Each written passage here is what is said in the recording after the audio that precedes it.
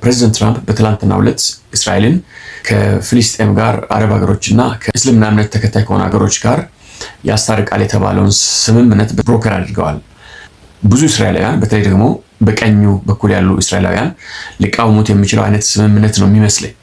ኢታማር ቤን-ግቪር፣ ፋይናንስ ሚኒስትሩ ባዝሌል ስሞትሪች እነዚህ ሰዎች ጋር ኔታንያሁ እንደሚጋጭ ግልጽ ነው። መታየት ያለበት ሁለት ነገር ነው። አንደኛ ፓለስቲናን የሚባል ስቴት እንዳይኖር ማድረግ እና ከአረብና እስላማዊ ሀገሮች ጋር ረዥም ዓመት ጸብ ውስጥ ገብቶ መቀጠል መጀመሪያው አማራጭ ነው የሚሆነው።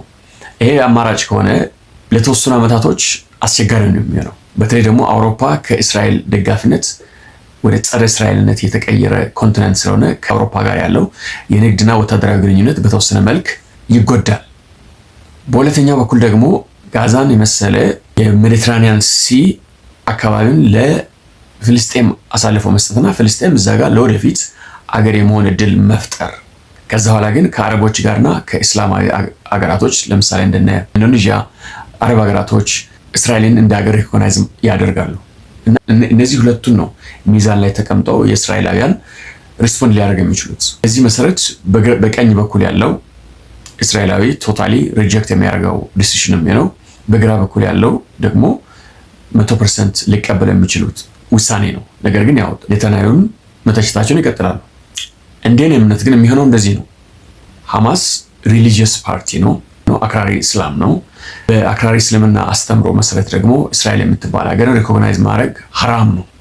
ስለዚህ ሐራም ከሚሰራ ሐማስ ቶታሊ ሪጀክት እንደሚያደርግን እርግጠኛ ሆኜ መናገር ይችላል። እነዚህ ነካታር፣ ታርኪ፣ ፓኪስታን ምናምን ግብፅ ይሄንን ነገር ብሮከር አድርገው ሐማስን አሳምነው ፍልስጤም የሚባልን አገር ወደ ኤግዚስተንስ ለማምጣት ትራምፕን እንዳሳመኑ ነው እየተናገሩ ያሉት። ፓኪስታን የሚባል ሀገር ቶታሊ ከሚጠፋ እኛ እዚህ ውስጥ ኢንቮልቭ አድርገን እስራኤልን ሪኮግናይዝ እናስደርጋለን፣ ፍልስጤም የሚባል ሀገር ግን ይኑር የሚል ነገር ነው ትራምፕ እንዲቀበል ያደረገውና ለእስራኤል መልካም ዜና የሚሆነውና ሐማስ ሪጀክት ያደርገዋል።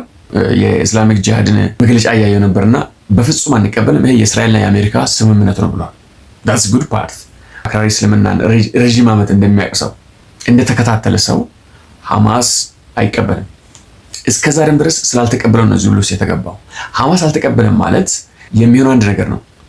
ትራምፕ 100% ሰፖርት ይሰጣል ኔታንያሁ። ይህንን ተናግሯል። I will be with you and you can do whatever you want። ማድረግ የምትፈልገው ነገር ጋዛ ላይ ታደርጋለህ፣ እኔ ያለው።